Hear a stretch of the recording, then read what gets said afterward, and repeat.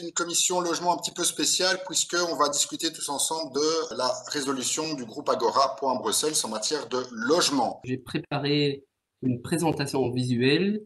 Bon, voilà, c'est vraiment une présentation de cette résolution citoyenne par l'Assemblée citoyenne bruxelloise.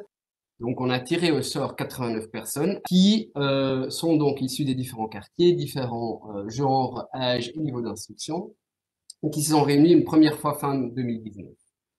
Ensemble, lors d'une deuxième étape, une deuxième journée, ils ont choisi le sujet de logement. Et une troisième journée, ils ont exploré ce sujet. La longue flèche que vous voyez entre l'étape 3 et 4, c'est un peu là où la première vague coronavirus est venue. Lors de la quatrième journée, ou quatrième étape si vous voulez, on a discuté vraiment encore plus loin les propositions qui étaient là. Une étape d'écriture collective. Valider les différentes propositions et les présenter et évaluer le processus lors d'une sixième étape. We hopen dat op termijn er een permanente burgerassemblée kan bestaan. In afwachting daartoe organiseren wij zelf die burgerassemblée. Ik verdedig die standpunten van die assemblée dan en ik stel die hier vandaag in de eerste keer voor. Er zijn 4 thema's die vandaag aan bod gaan komen. Dat zijn de mensen in precaire situaties, la rénovation des biens locatifs, de leegstaande gebouwen en la régulation du marché locatif. De mensen in precaire situaties. De voorstellen zijn dan ook naar land. Een centrale rol toekennen aan het Brussels gewest om toegang tot huisvesting te voorzien voor die personen in kwetsbare situaties en komaf maken met bestaansonzekerheid door sociale beleid. Een breed juridisch arsenaal ontwikkelen om ieder de kans te geven zijn recht op huisvesting af te doen. Een bepaalde graad van gemengd wonen in te voeren. Vervolgens denken de assemblisten dat het belangrijk is om een psychologische, medische en sociale begeleiding van kwetsbare personen in te voeren. De Assemblée is vervolgens het principe van Housing First gemeen. Professionaliserende renovatiediensten aan te bieden door huurders aan eigenaars. Sociale huisvestingspolitiek of beleid te centraliseren. Wat het algemeen huisvestingsbeleid betreft, dan stelt de Assemblée voor om dat beter te coördineren. Un arsenal juridique astreint d'ordonnances pour défendre le droit au logement, nous soutenons évidemment un taux de logement mixte avec un accompagnement psychosocial pour les personnes en précarité, nous soutenons tout à fait. Et de même, dès lors, évidemment, le travail de Housing First. Regroupement des demandes de logements sociaux, une gestion centralisée, nous estimons que oui. Als jullie de analyse die jullie voor een deel maken, dan zijn we principieel mee eens. Savoir avoir un peu plus de précision sur le taux dont on parle dans cette résolution. Mon groupe et donc le PS, nous sommes évidemment en termes de mixité des grands défenseurs, et donc le souhait d'avoir des logements et une réelle mixité, pouvoir avoir une répartition aussi de logements sociaux dans différents quartiers. Quant à l'accompagnement psychosocial, on peut le retrouver dans l'action 20 du PUL, qui concerne aussi la rénovation professionnalisante. C'est une compétence de monsieur Claire Failly. Professionaliseren de renovatiediensten, dat is een voorbeeld van een out-of-the-box idee. Housing First, het is al gezegd, het staat ook in het regeerakkoord. Les assemblistes, comme vous dites, insistent pour rappeler au gouvernement régional sa responsabilité de garantir l'accès au logement. Pour nous, c'est le point principal. Agir en amont pour empêcher cette précarisation grandissante. Le risque de pauvreté et d'exclusion sociale est le plus important en région bruxelloise. Pour nous, il manque malheureusement les propositions capitale, c'est-à-dire la production massive de logements sociaux et un encadrement contraignant des loyers comme ils viennent de commencer à Paris. Ik denk dat het inderdaad een zeer goed idee is om geen ghetto's te creëren, maar privé en sociale huisvesting te mengen. Die psychologische begeleiding is zeer belangrijk. J'ai été frappée en fait par la parenté des propositions de l'Assemblée citoyenne avec le plan d'urgence pour le logement. Et je pense que notre fraction politique, en tout cas Wambussis SPA, s'inscrit en vrai par rapport à tous les constats qui ont été faits par le groupe Agora et par rapport à la commission libérative. La rénovation des logements locatifs, c'est un aspect qui a quand même soulevé l'intérêt de l'Assemblée citoyenne.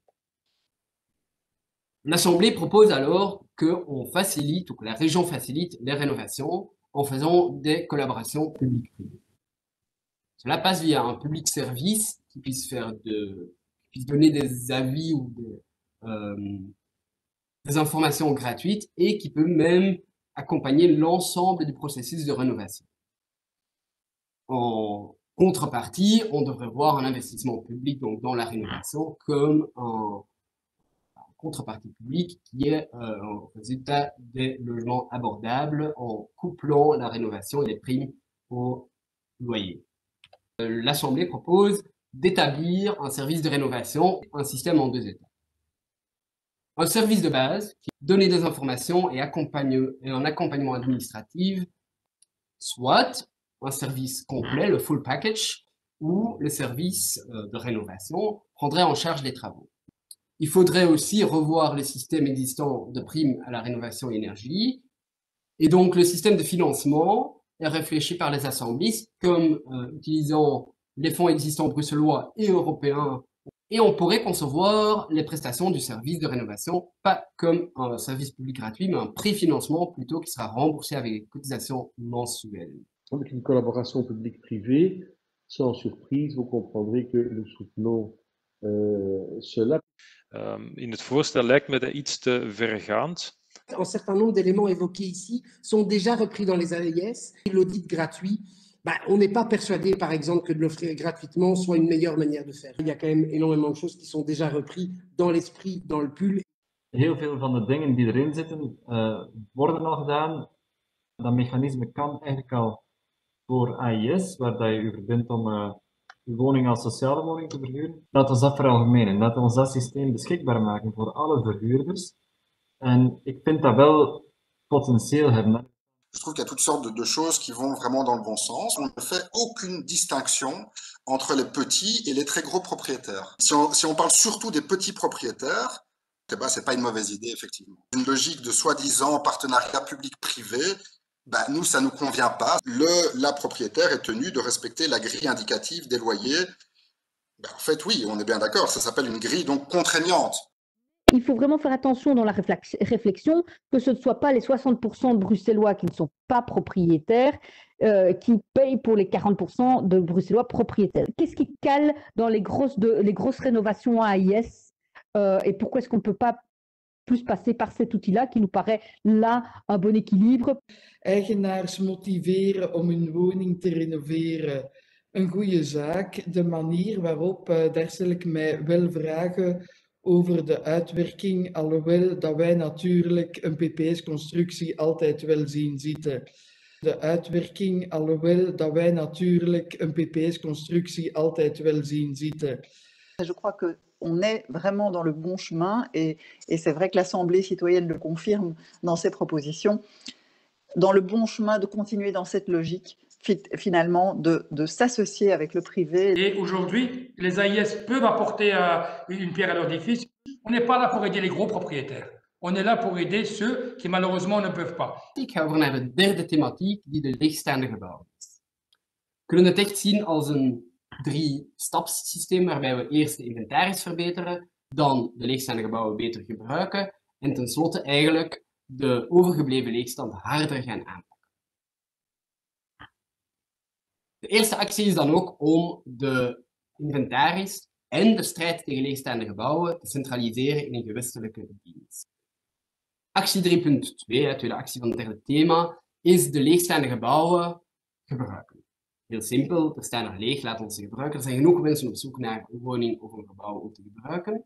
De overgebleven leegstand harder aanpakken kunnen we doen door de gedoogtermijn van leegstand te verminderen.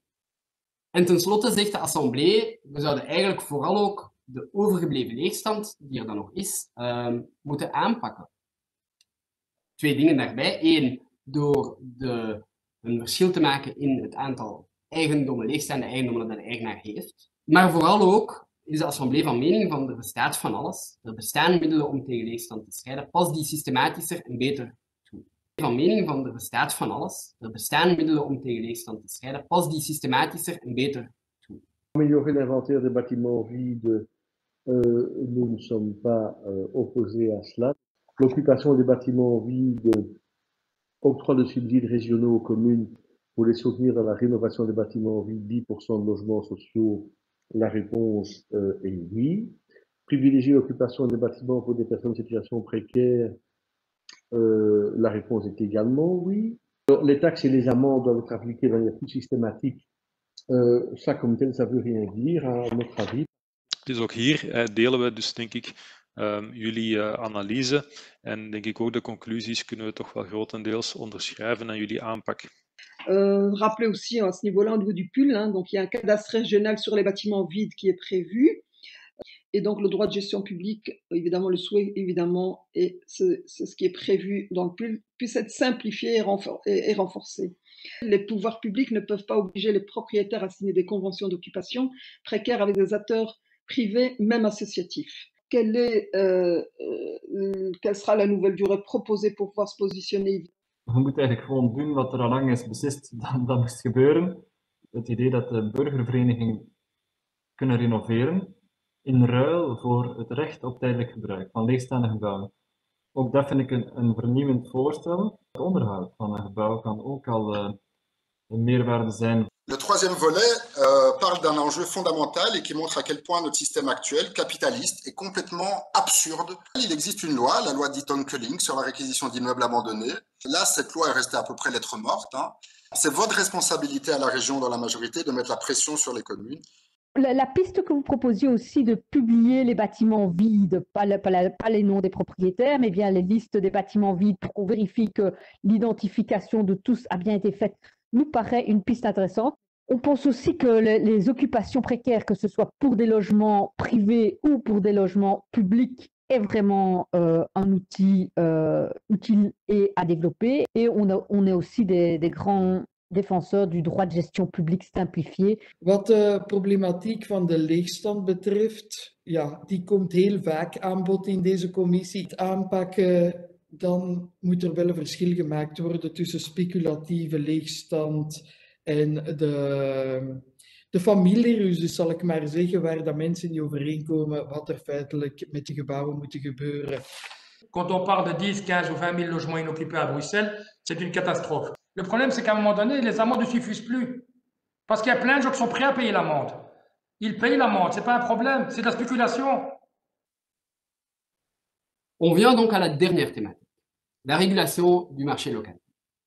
Les objectifs sont de rendre les loyers plus équitables, mieux informer les propriétaires et les locataires de leurs droits, mieux appliquer la législation existante, de trouver un meilleur équilibre des négociations entre le locataire et le propriétaire, de connaître les loyers réels, d'adapter les loyers à l'état du bien, des biens, et de remédier à la spéculation et augmentation des loyers. L'Assemblée propose 4 propositions. C'est la création d'un service de médiation, l'introduction d'un permis de location, la taxation des loyers effectifs comme revenu du propriétaire, et finalement l'évitation de la spéculation immobilière par ces plateformes de location de courte durée, qui est la création d'un service de médiation. L'Assemblée propose aussi d'introduire un permis de location. L'Assemblée propose d'imposer le revenu locatif réel au lieu du revenu cadastral. L'Assemblée propose aussi de déclarer par les locataires les frais de location réels. On propose aussi que ce soit les locataires plutôt que les propriétaires qui inscrivent le bail à la commune. L'Assemblée propose de revoir la législation des plateformes de location de courte durée qui inscrivent le bail à la commune. L'Assemblée propose de revoir la législation des plateformes de location de courte durée. Régulation des loyers.